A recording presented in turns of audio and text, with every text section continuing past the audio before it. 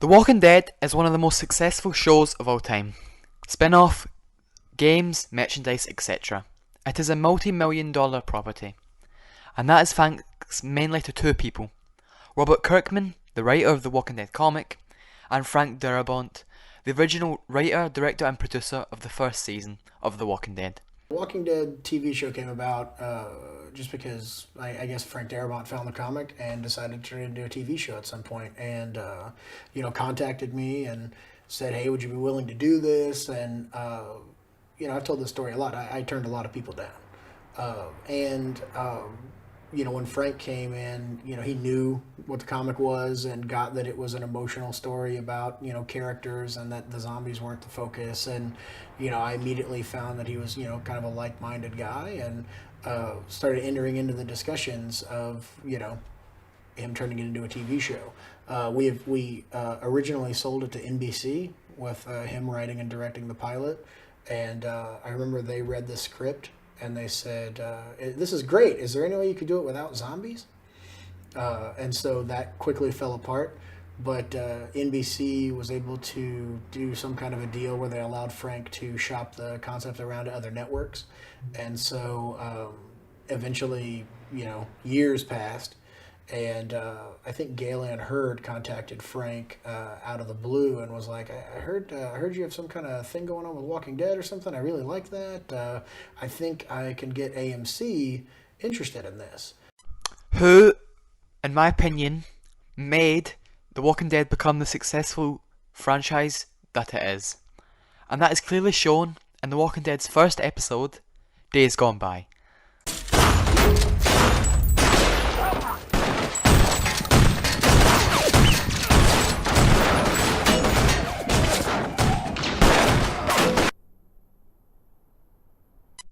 The episode opens with a shot of a car driving, and as it pans out, we see the destruction around it. Flipped cars and torch vehicles. Our main protagonist walks down a hill, and is seemingly looking for gasoline. He peeks into vehicles and sees multiple dead bodies, with flies and maggots on the corpses. As he continues, we get our first indicator as to the tone of the show. He sees a little girl, but after realizing she is undead, he does this.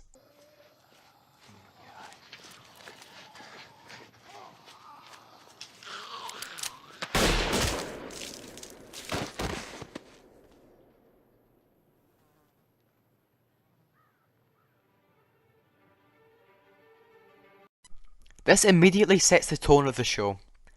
As the opening scene, for 3 minutes and 28 seconds, there is no dialogue. Only noise is footsteps and the car. And it shows the difficult decisions that the characters are going to have to make. Even killing children if it ensures that they survive. It also shows the incredible directing from Darabont, as he does not use music to make the scene more dramatic, in turn enhancing the scene, showing rather than telling the audience how to feel. After this, we are introduced to Shane, who is our main protagonist's best friend, and our main protagonist's name is Rick. They are both police officers, and after this point we see that the show isn't going to be a one-for-one adaptation of the comic. Now let's talk adaptation. Now, the comic compared to the show is very fast-paced, with Rick getting shot happening immediately in the first page, and Rick escaping from the hospital in only 7. Now, this would end up being one of the show's strengths, but also one of its weaknesses. Take for example the character of the Governor, who in the comic, while good, is a very one-dimensional villain, who is shown to be basically straight up evil, while in the show is shown to be sympathetic and complex. But it was also its weakness. Take for example what they did to Carl, probably the story's most important character apart from Rick, considering the Old Man Carl theory was one of the biggest fan theories that did eventually end up being true, and signified Carl's importance, while in the show they kill him seemingly for no reason. But getting back on track, adaptation works incredibly well in this episode, as unlike the comic, we see Rick struggle to stand up and even get out of the hospital, and the emphasis on the dead army tanks and choppers outside the facility. The stuff they choose to adapt and not to is perfect in this episode. It gives more time for the audience to get to know Rick, Shane and Morgan, who are all well established in this episode. And it gives the writers time to give breathing space. As we see in the episode, it is shot very well, as there is a lot of emphasis on nature, like when Rick is shot, the opening scene, and when Rick shoots the crawling walker.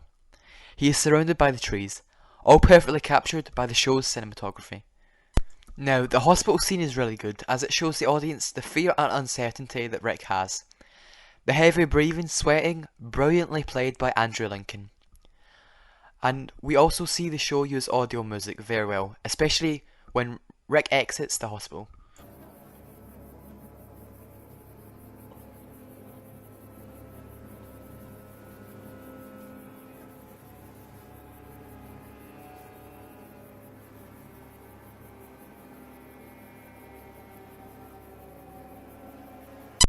The episode also features a strong performance from Andrew Lincoln, who conveys to the audience his fear, shock and sadness, all in this episode. A really powerful performance in this episode.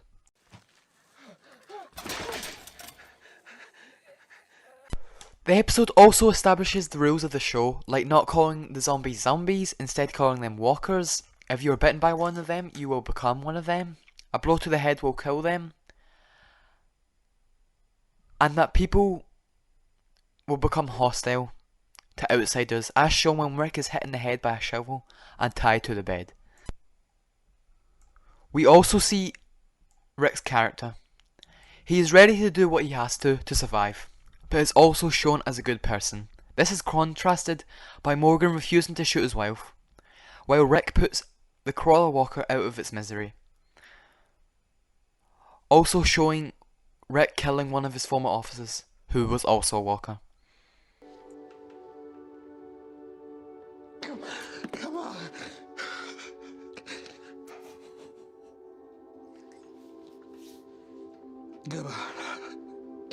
The episode continues. Rick finds a horse and rides into Atlanta, where we get this iconic shot of the city and the highway. Rick rides into the city, where he accidentally runs into a large mob of walkers that force him off his horse, in which they proceed to eat his horse, while he escapes under a tank. We get an incredible scene, showing the horror elements of the show, something missing from the graphic novel, shown perfectly by Darabont's direction. As Rick is under the tank, he is swarmed. This is all only enhanced by Frank Darabont's amazing direction in this episode. Lori, Carl, I'm sorry.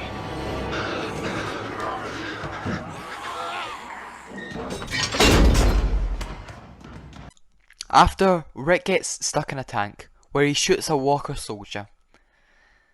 And the episode ends as we hear Glenn on the radio. And we get a zooming out shot of the walker and the tank, and then the episode ends. Dumbass. Yeah, you in the tank. You cozy in there? Me to you. I'm riding on the space junk. It's bringing me to you. Conclusion. Now you can say what you like about where The Walking Dead would eventually go. Whether you liked All Out War, what they did with Glenn, whether you like Negan or not. It had an incredible first episode. That is something you cannot deny.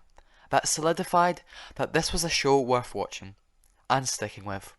All in all, an incredible episode and a genius way to start off your TV show.